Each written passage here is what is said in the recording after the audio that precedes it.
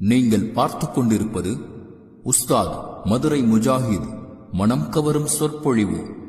இது மார்க்கம் மற்றும் அல்லாஹ்வுடைய மார்க்கமான இந்த தூய இஸ்லாம், சத்திய இஸ்லாத்தின் மீதும் ஈமான் கொண்டிருக்கக்கூடிய மூமின்கள் அல்லாஹ்வின் மீது, மறுமை நாளின் மீது, நபியின் மீது அல்லாஹ் எதன் மீதெல்லாம் ஈமான் கொள்ள சொல்லுகிறானோ அதன் மீதெல்லாம் அல்லாஹ்வும் அல்லாஹ்வுடைய நபியும் ஈமான் கொள்ள சொல்ல, அல்லாஹ்வின் மீதும், மலக்குகளின் மீதும், வேதங்களின் மீதும், நபிமார்களின் மீதும், அல்லாஹ் விதித்த விதியின் மீதும், அல்லாஹ் ஏற்படுத்தக்கூடிய அவன் ஏற்படுத்திய விதியின் மீதும், மறுமையின் மீதும் ஈமான் கொண்ட மூமின்கள், அந்த மூமின்களுக்கென்று பல அழகிய நடைமுறைகள், வழிமுறைகள் அல்லாஹ்வின் வேதமான அல் குர்ஆனில் சொல்லப்பட்டிருக்கிறது. ஒரு மூமின் இந்த உலகத்தில் வாழுகிற பொழுது எப்படி வாழ வேண்டும் என்ற வழிமுறையும் நமக்கு மிக தெளிவாக சொல்லித்தரப்பட்டிருக்கிறது. அல்லாஹுவால், அவனுடைய தூதரால் அறிவுறுத்தப்பட்டு கட்டளையிடப்பட்டிருக்கிறது. ஒரு மூமின் எப்படியெல்லாம் வாழக்கூடாது, எந்தெந்த செயல்களை ஒரு மூமின் தன்னுடைய வாழ்க்கையில் செய்யக்கூடாது என்பதையெல்லாம் மார்க்கம் நமக்கு வலியுறுத்தி அறிவுறுத்தி தந்திருக்கிறது.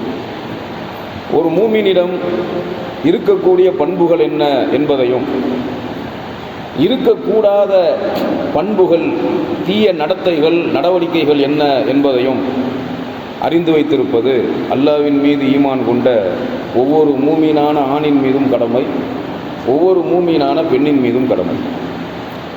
அல்லாஹு தஆலா அவனுடைய மார்க்கமான சத்திய இஸ்லாத்தை பற்றி நமக்கு அறிவுறுத்துகிற பொழுது, இந்த மார்க்கத்தில் முழுமையாக நீங்கள் நுழைந்து விடுங்கள் என்று அல்லாஹ் சொல்லுகிறான். இந்த மார்க்கத்தில் முழுமையாக நுழைந்து விடுங்கள் என்று சொன்னால் என்ன அர்த்தம்? இந்த மார்க்கத்தை முழுமையாக பின்பற்றுங்கள் என்று அர்த்தம்.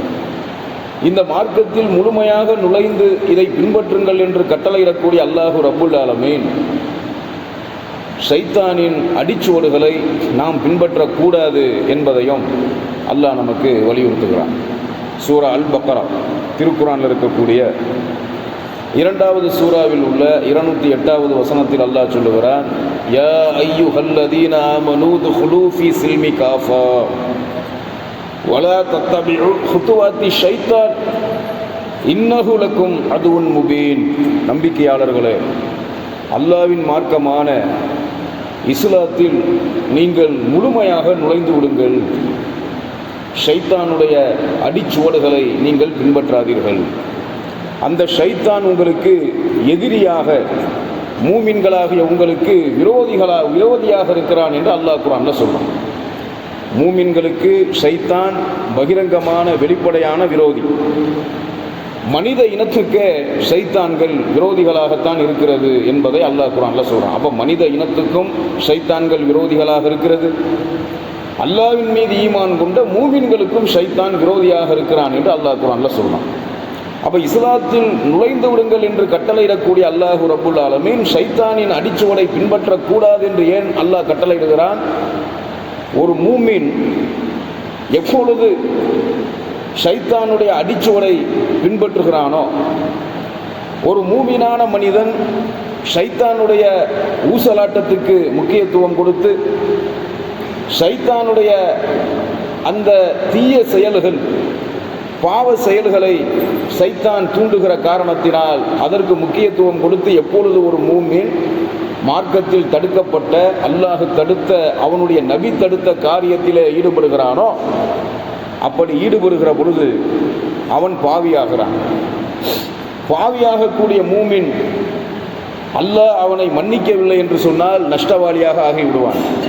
நஷ்டவாளியாக ஆகிவிட்டானே ஆனால் அல்லாஹ் காப்பாற்ற வேண்டும், நரகவாதியாக மாறிவிடுவான்.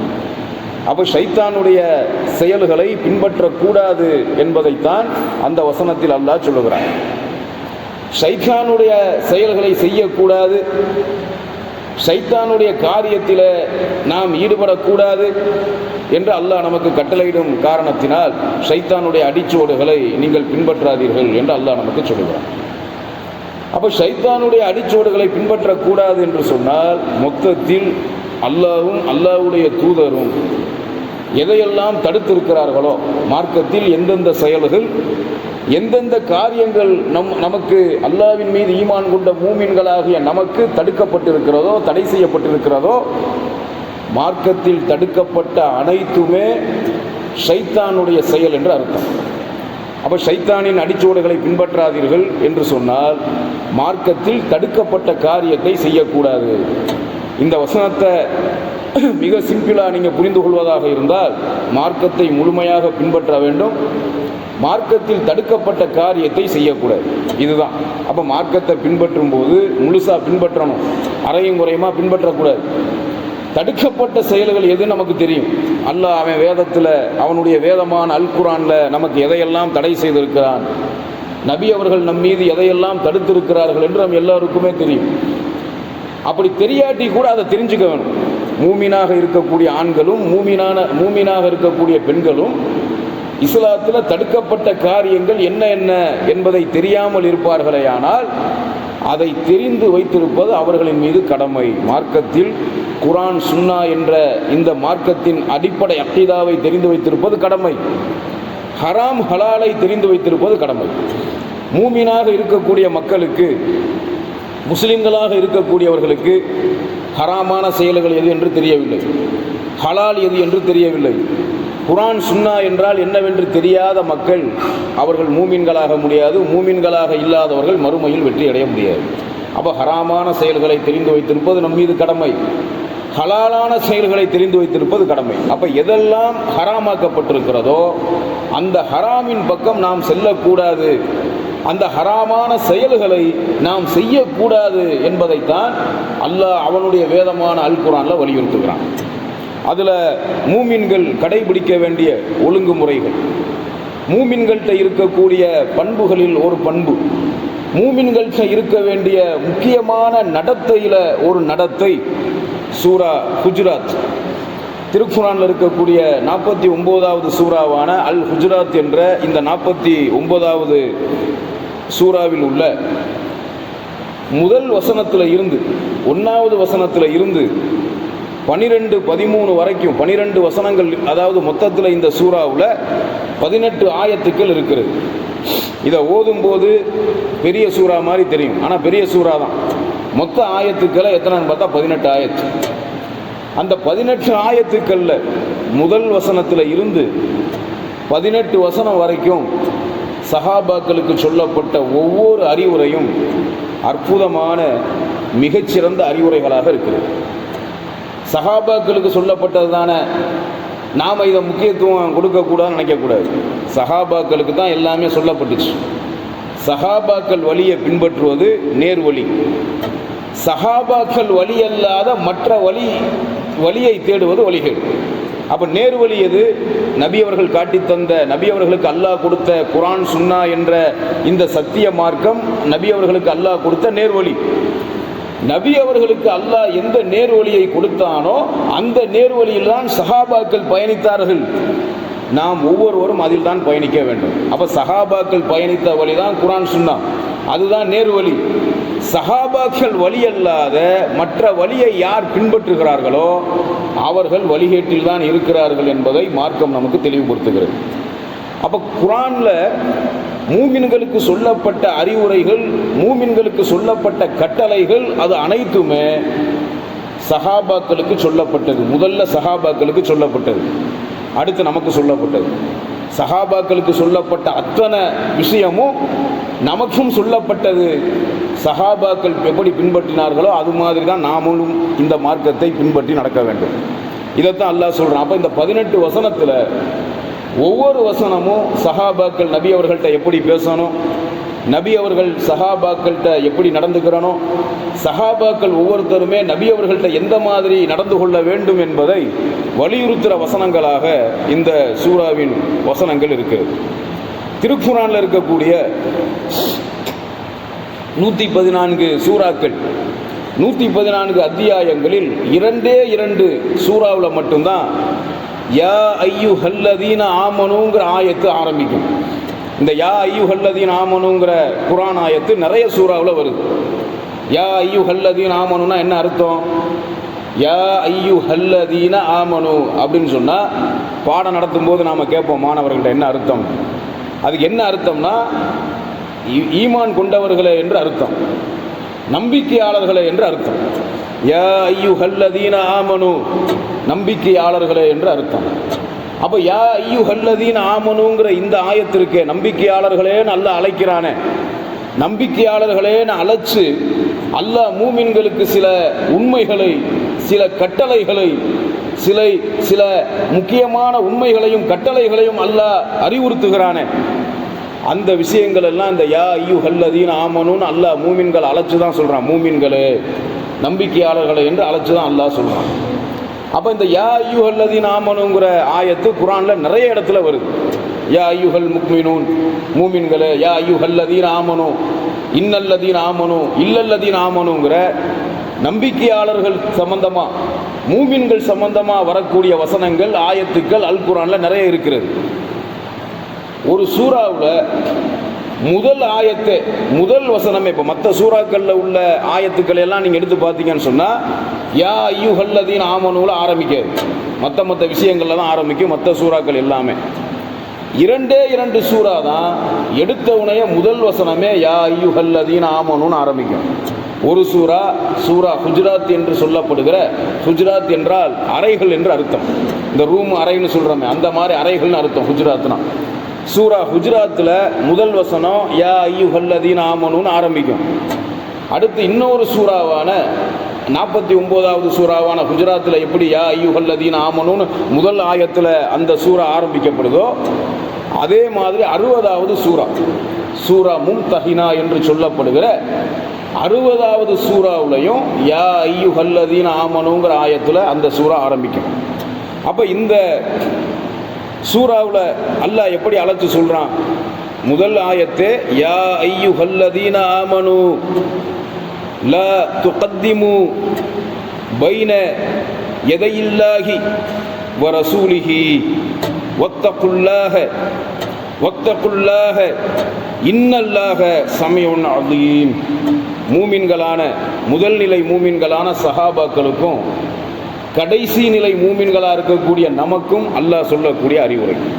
மூமின்களே, அதாவது இது நேரடியாக யாரை பொருந்தும்னா சஹாபாக்களை தான் பொருந்தும். பேசுகிற விஷயத்தை சொல்கிறான் அல்லாஹு தாலா. அவனுடைய நபியிடத்தில் பேசக்கூடிய அந்த பண்பாட்டை இந்த வசனத்தில் சஹாபாக்களுக்கு அல்லாஹ் கற்றுக் கொடுக்குறான். மூமின்களே, அல்லாஹ்வுக்கும் அவனுடைய தூதருக்கும் முன்பு, அல்லாஹ்வுக்கும் அவனுடைய தூதருக்கும் முன்னர் பேசுவதற்கு நீங்கள் முந்தாதீர்கள். அல்லாஹ் ஒரு விஷயத்தை கட்டளையிட்டு விட்டால் அதற்கு நீங்கள் முழுமையாக கட்டுப்பட வேண்டும். அல்லாஹ்வுடைய தூதர் உங்களுக்கு ஒரு விஷயத்தை கட்டளையிட்டு விட்டால் நீங்கள் முழுமையாக கட்டுப்பட வேண்டும். பேசுவதற்கு முன்பு நீங்கள் முந்தாதீர்கள். அல்லாஹ்வுக்கும் அவனுடைய தூதருக்கும் முன்பாக நீங்கள் முந்தாதீர்கள். அப்போ அல்லாஹ்வை நாம் முந்தக்கூடாது, அவனுடைய தூதரை நாம் முந்தக்கூடாது. இதில் பல உண்மைகள் அடங்கியிருக்கிறது. ரசூலுல்லாஹ்ட்ட பேசும்போது சஹாபாக்கள் முந்திக்கிட்டு பேசக்கூடாதுங்கிற ஒரு அறிவுரையும் இதில் இருக்கிறது. அல்லாஹ் ஒரு விஷயத்தில் கட்டளையிட்டுட்டான்னா அது அப்படியே கட்டுப்பட்டுட்டு போகிறது மூமினுடைய பண்பு. ஏன் அல்லாஹ் இப்படி சொன்னால் இதை ஏன் மாற்றி செய்யக்கூடாது, ஏன் அந்த மாதிரி பண்ணக்கூடாதெல்லாம் வீண் தருக்கம், தேவையில்லாத விவாதங்கள் பண்ணக்கூடாது. அல்லாஹ்வும் நபியும் ஒரு விஷயத்தை கட்டளையிட்டாங்கன்னா அது நமக்கு மனசு ஏற்றுக்கிறணும் முழுசாக. அது நம்ம அறிவு ஏற்றுக்கிறதோ இல்லையோ, ஏன்னா அந்த அறிவு ஏற்றுக்கிறலன்ற விஷயம் இருக்குல்ல, இதில் தான் ஷைத்தான் வந்து தவறான வழியை காட்டுவான். அறிவுக்கு இது எட்டலையே. குர்ஆனில் அல்லாஹ் இந்த வசனத்தில் ஒரு விஷயத்தை சொல்கிறான், இது லாஜிக்கு ஒத்து வர மாட்டேங்குது, நம்ம அறிவுக்கு ஒத்து வர மாட்டேங்குது, இந்த ஹதீஸ் வந்து நம்ம அறிவுக்கு எதிராக இருக்க. உன் அறிவுங்கிறது குப்பை. மனிதர்களுடைய அறிவு என்னன்னு கேட்டால் குப்பையான அறிவு. அல்லாஹ்வுடைய அறிவுங்கிறது மகத்தான அறிவு. அப்போ அல்லாஹ்வோட அறிவு இருக்கிறது, அந்த ஞானத்தை தெரிந்து கொள்ளக்கூடிய அதிகாரம் எந்த மனுஷனுக்கும் எந்த நபிக்கும் மலக்குகளுக்கு கூட அல்லாஹ் தரல. அப்போ அல்லாஹ்வுடைய ஞானம்ங்கிறது ரொம்ப ரொம்ப பெருசு. நம்ம அறிவுங்கிறது அல்லாஹ் கொடுத்தது, அது அற்பமானது. அந்த அற்பமான அறிவை வச்சு நமக்கு ஏதோ அறிவு இருக்குது, அறிவு திறமை இருக்குது, பேச்சு திறமை இருக்குது, சிந்திக்கக்கூடிய ஆற்றல் இருக்குன்னு சொல்லி அல்லாஹ் ஒரு விஷயத்தை கட்டளையிட்டா டவுட்டு கேட்கறது வேற, ஒரு வசனம் புரியாமல் இதுக்கு என்ன அர்த்தம்னு கேட்கறது வேற, சந்தேகம் கேட்கறது வேற. சந்தேகம் இல்லாமல் புரிதல், அதாவது புரிதல் ஏற்பட்டிருக்கு, சந்தேகம் ஏற்பட்டிருக்கு, அந்த சந்தேகத்துக்கு கேள்வி கேட்கலாம், அது மார்க்கத்தில் தப்பு கிடையாது. அப்போ ஒரு சந்தேகத்துக்கு விளக்கம் கேட்கும் போதே புரிதல் ஏற்பட்டுரும். புரிதல் ஏற்பட்ட பிறகு அது சம்பந்தமாக வீண் விவாதம் செய்கிறது இருக்குதே, அது ஒரு அறிவீனத்தனமான செயல். அப்போ அல்லாவும் அல்லாவுடைய தூதரும் ஒரு விஷயத்தை பற்றி கட்டளையிட்டா அதற்கு முக்கியத்துவம் கொடுப்பதும், வீண் விதண்டாவாதம் செய்யாமல், வீண் தர்க்கங்கள் செய்யாமல், தேவையில்லாத ஆய்வுகளுக்குள் போகாமல் அதற்கு அப்படியே கட்டுப்படுவது மூமின்களுடைய பண்பு.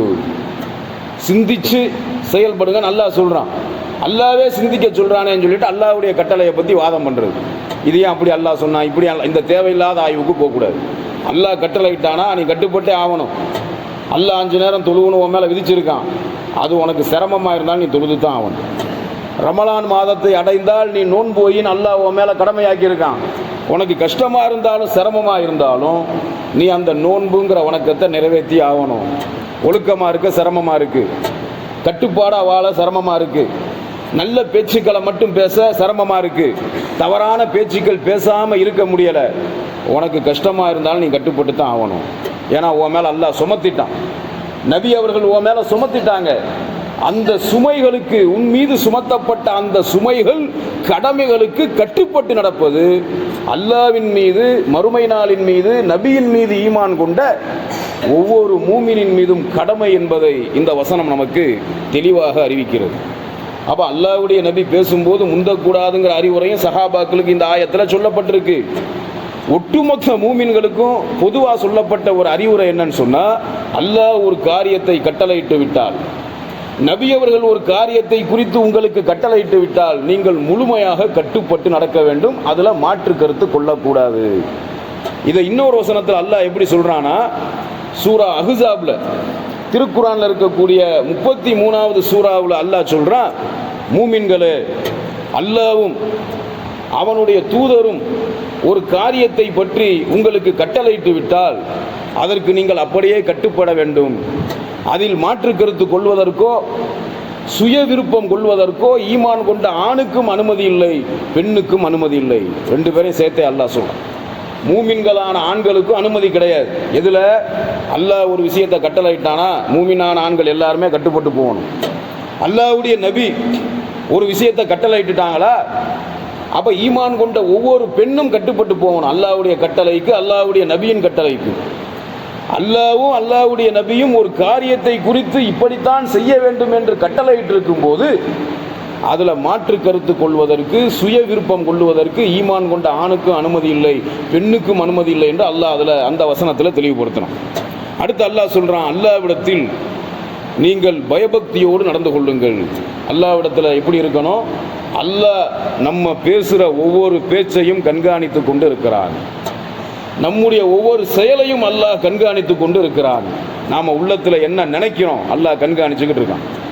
வெளியில நல்லவன் மாதிரி வேஷம் போட்டுக்கிட்டு வெளிப்படையா பார்க்கும்போது இவர் ரொம்ப நல்லவர், நல்ல மனிதர், நல்ல மூமின்னு சொல்றணும், 4 பேர் நம்மளை பத்தி நல்லவன் சொல்லணுங்கிற மாதிரி வெளியில வேஷம் போட்டுக்கிட்டு உள்ளுக்குள்ள ஏமாத்துறது இருக்கு, இது ஒரு வகையான முனாஃபிக்தனம். அந்த மாதிரி இருக்கக்கூடாது. ஒரு மூமின் ரகசியமாகவும் அல்லாஹ்வுக்கு பயந்து அல்லாஹ் சொன்ன அடிப்படையில் வாழணும், வெளிப்படையாகவும் வாழணும். அப்போ உள்ளத்தில் ஒரு தப்பான எண்ணம், வெளிவேஷம், இந்த மாதிரி வெளிவேஷம் போடுறவன அல்லாஹ்வுக்கு பிடிக்காது. நீ உள்ளத்தில் எப்படி இருக்கியோ அதான் வெளியில இருக்கணும். உன் வெளி செயல்பாடுகள் எப்படி இருக்கிறதோ அதுதான் உள்ளே இருக்கணும். நபி அவர்கள் சொன்னாங்க, அல்லாஹ் உங்களுடைய தோற்றத்தையோ உங்களுடைய உருவத்தையோ பார்ப்பதில்லை. நமக்கு இந்த தோற்றம் இருக்கிறதுன்னு சொன்னா இந்த தோற்றத்தை கொடுத்தவன் அல்லாஹ். ஒருத்தன் 6 அடி உயரத்தில் அல்லது 5 அடி 5.5 அடி உயரத்தில் பார்க்கறதுக்கு அழகாக இருக்கான், அவன் உயரம் அழகாக இருக்கிறது, அவனுடைய உருவம் அழகாக இருக்கிறது, அவனுடைய நிறம் அழகாக இருக்கிறது என்று சொன்னால் இதெல்லாம் கொடுத்தது அல்லாஹ். உயரத்தையும் உருவத்தையும் நிறத்தையும் நமக்கு தந்தவன் அல்லாஹ். இதை தந்த அல்லாஹ் நம்மள்கிட்ட இருந்து இதை பார்க்கறது இல்லை. நம்ம மூமின், நம்மளை ஈமான் கொண்ட இந்த மூமின் கருப்பா இருக்கானா, சிவப்பா இருக்கானா, உயரமா இருக்கானா, குள்ளமா இருக்கானா, பருமனா இருக்கானா, ஒல்லியா இருக்கானா, இதை அல்லாஹ் பார்க்கறது இல்லை. அப்ப நம்மள்கிட்ட இருந்து அல்லாஹ் எதை பார்க்கிறான், அல்லாஹ்வுடைய தூதர் சொன்னாங்க, ரசூலுல்லாஹி ஸல்லல்லாஹு அலைஹி வஸல்லம் அவர்கள், உங்களுடைய அமல்களையும் உங்களுடைய கல்பு என்ற அந்த உள்ளத்தையும் தான் அல்லாஹ் பார்க்கிறான். அப்போ ஒரு மூமினுடைய வெளி தோற்றத்தை அல்லாஹ் பார்க்கறது இல்லை. உன் உருவம் எப்படி இருந்தாலும் அதை பற்றி அல்லாஹ் கவலைப்பட மாட்டான். உன் உருவம் மற்றவங்களுக்கு பிடிக்குதோ பிடிக்கலையோ, நீ உண்மையான மூமினா இருந்தால் உன் உருவம் அல்லாஹ்வுக்கு பிடிக்கும். ஏன்னா நீ அல்லாஹ்வுக்கு உண்மையான மூமினா இருக்க. உன் உருவம் பார்க்குறவங்களுக்கு அசிங்கமாக இருந்தால் கூட பார்க்குறவங்களுக்கு தான் அது அசிங்கம். ஆனால் அல்லாஹ்வுக்கு அது மேலானது. இதைத்தான் நபி சொன்னாங்க, உங்கள் செயல்களையும் உங்களுடைய உள்ளங்களையும் தான் அல்லாஹ் பார்க்கிறான். அப்போ நம்ம என்ன செயல் நம்மள்கிட்ட இருக்குது, நம்ம எப்படிப்பட்ட பேச்சுக்கள் பேசுகிறோம், எப்படி நம்ம குடும்பத்தார்கள்ட்ட நடந்துக்கிறோம், அடுத்தவங்கள்ட்ட எப்படி நடந்துக்கிறோம், நம்ம எப்படி இபாதத்தில் சரியாக இருக்கோம், அமல்கள் விஷயத்தில் எப்படி கவனமாக இருக்கோம், மார்க்க விஷயத்தில் எந்த அளவுக்கு நாம் கவனமாக இருக்கிறோம் அல்லது கவனக்குறைவாக இருக்கிறோம் என்ற நம்முடைய செயல்களை அமல்களை அல்லாஹ் பார்க்கிறான். நம்முடைய உள்ளத்தை அல்லாஹ் பார்க்குறான். அதனால தான் உள்ளத்தில் நல்ல எண்ணம் இருக்கணும். ஒருத்தர் மூமினாக இருந்தால் எப்போ பார்த்தாலும் தப்பான எண்ணத்தில் இருக்கக்கூடாது. அடுத்தவனை பற்றி தப்பாக நினைக்கிறது, அடுத்த ஆளை பற்றி தப்பாக பேசுறது, இதெல்லாம் ஒரு மூமினுடைய பண்பே கிடையாது. ஒரு தப்பானவனாக இருந்தால் கூட அவனை பற்றி தப்பாக பேசுறது மார்க்கத்தில் தடுக்கப்பட்ட ஒரு செயலாக இருக்கிறது. அப்போ அந்த கல்பை அல்லாஹ் பார்க்குறான், நம்முடைய செயல்பாடுகளை அல்லாஹ் பார்க்குறான். உருவத்தை அல்லாஹ் பார்ப்பதில்லை. உருவக்கேலி செய்யப்பட்ட ஒரு நபித்தோழர் உஹது யுத்தத்தில் ஷஹீதாக்கப்பட்ட அந்த வரலாறு ஏற்கனவே ரமலானில் ஒரு முறை உங்களுக்கெல்லாம் சொல்லப்பட்டிருக்கிறது. ஜுலைபீப் என்று சொல்லக்கூடிய அற்புதமான நபித்தோழர், ஜுலைபீப் என்று சொல்லக்கூடிய ஒரு சஹாபி. அந்த ஜுலைபீப் என்ற சஹாபி பார்க்க எப்படி இருப்பாங்கன்னு சொன்னால், ஜுலைபீப் என்றாலே அதுக்கு அர்த்தத்தை சொல்கிறாங்க. அரபு அகராதிப்படி அரைச்சட்டைக்காரர் என்று அர்த்தம். அரைச்சட்டைக்காரர்னா இப்போ நம்ம போட்டிருக்கிற சட்டை லென்த்தாக இல்லாமல் பாதி அளவு இருந்தால் எப்படி பார்க்குறதுக்கு ஒரு வித்தியாசமாக இருக்கும், அந்த மாதிரி அரைச்சட்டைக்காரர். உயரத்தில் குறைவு, உயரம் ரொம்ப குள்ளமாக தான் இருப்பாங்க. அழகே இருக்காது. மனிதர்கள் பார்வையில் சொல்கிறதா இருந்தால் அழகே இருக்காது. யாருக்குமே அவரை பிடிக்காது. உயரம் ரொம்ப குறைவு, கண்ணங்கரேருன்னு இருப்பார், ட்ரெஸ்ஸு நீட்டாக பண்ண மாட்டார், பார்க்குறதுக்கே ஒரு வித்தியாசமான அருவருப்பு. அதாவது அருவருப்பு நம்ம சொன்னால் அல்லாஹ் நம்மளை தண்டிச்சிருவானோன்னு பயமாக இருக்குது. மிகச்சிறந்த சஹாபி, நபி அவர்கள் கைகளால் தூக்கப்பட்ட சஹாபி. அவரை நம்ம சொல்லக்கூடாது, அல்லாஹ் மன்னிக்கணும். மனிதர்கள் பார்வையில் இப்போ நம்ம ஊரில் கூட குள்ளமாக கருப்பு நிறத்தில் பார்க்குறதுக்கு ஒரு வித்தியாசமாக இருந்தால் அவருக்கு யாராவது பொண்ணு கொடுப்பாங்களா? அவரை யாராவது மதிப்பாங்களா? மதிக்க மாட்டாங்க. ஆனால் இஸ்லாத்தில் மதிக்கணும். உருவத்தை வச்சு ஒரு மனிதனை எடை போடக்கூடாது. ஒருத்தன் பார்க்க கருப்பாக இருந்தால் அவன் அல்லாட்ட மேலானவனாக இருக்கலாம். ஒருத்தன் குள்ளமாக அசிங்கமாக இருப்பான், அவன் அல்லாட்ட மேலானவனாக இருக்கலாம். ஒருத்தன் பார்க்குறதுக்கு அழகாக இருப்பான், சிவப்பாக இருப்பான், பார்க்குறதுக்கு ரொம்ப கவர்ச்சிகரமாக இருப்பான், அவன் பொறுக்கித்தனம் பண்ணி அயோக்கியனாக இருந்தால் அல்லாஹ்வுக்கு அவனை பிடிக்காது. இதுதான் மார்க்கத்துடைய நிலைப்பாடு. அப்போ உருவத்தை வச்சு ஒரு மனிதனை தவறாக எடை போடுவது மார்க்கத்தில் தடுக்கப்பட்டு இருக்கிறது. அப்போ அந்த உருவம் என்பது உருவக்கேலி செய்யக்கூடிய வழக்கங்கள் இன்றைக்கி ஒரு சில பேர்கிட்ட இருக்குது. சமூக வலைத்தளத்தில் குறிப்பிட்ட சில நபர்களை பிடிக்கலன்னு சொன்னால் அவங்க உருவத்தை வச்சு கேலி செய்கிறதும் தப்பாக பேசுகிறதும் இதெல்லாம் மார்க்கத்தில் தடுக்கப்பட்ட செயல். ஒருத்தருக்கு தேவையில்லாமல் பட்ட பேர் சூட்டக்கூடாது. உருவக்கேலி செய்ய